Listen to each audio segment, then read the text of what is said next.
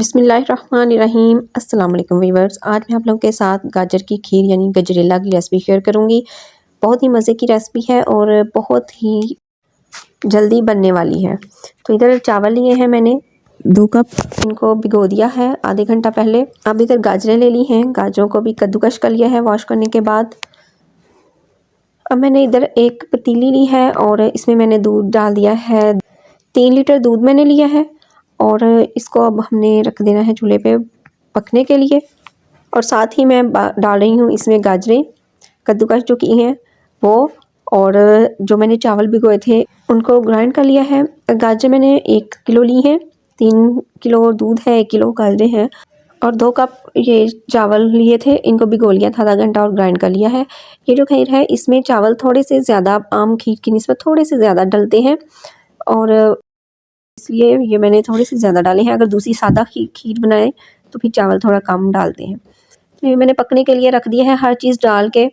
तो ये देखें, ये अब बस इसका चम्मच लाते जाना है, इसको छोड़ना नहीं है, अदरवाइज़ ये बहुत जल्दी नीचे लग जाती है और स्मेल आना शुरू हो जाती है, फिर पूरी खीर ख़राब हो जाती है। ज़रा सी भी इसमें स्मेल आ जाए तो सारी की सारी खीर में से कड़वाहट आनी शुरू हो जाती है, तो इसलिए आपने ध्यान रखना है।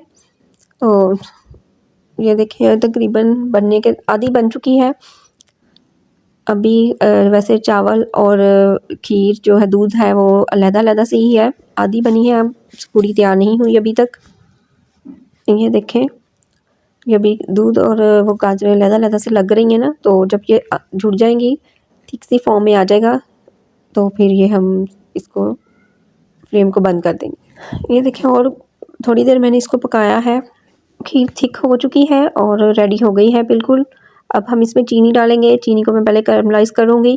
आप डायरेक्ट भी डाल सकते हैं, लेकिन कैरमलाइज़ करने से थोड़ा कलर में और टेस्ट में फ़र्क आ जाता है, थोड़ी ज़्यादा मज़े की लगती है, तो इसलिए मैं इसको चीनी को कैरमलाइज़ करूँगी।